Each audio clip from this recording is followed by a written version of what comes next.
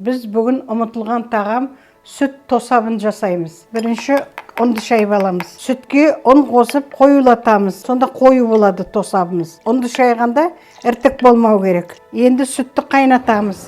Сүт қайнағаннан кейін жаңа ұн шайған сүтімізді тағы құямыз. Сапырып отыру керек, асты жабысып қалмау керек. Міне сүтіміз қайнады.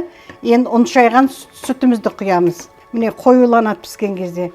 Енді қант саламыз, бір қасық. Сосын май саламыз, бір қасық май саламыз. Міне тосабымыз дайын болды. Міне қоюланды, мінекей.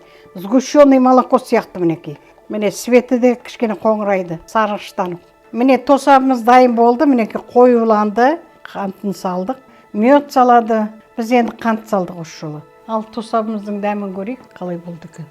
Керемет, сгущенный молоко. Бұл тосапты босанған әйелдерге береді. Сүті мол болсын деп. Босанғанда әл болсын деп осы тосапты келіндерімнің бәріне бердім. Міне мына тұрған келініме де бердім. 33 жыл болды.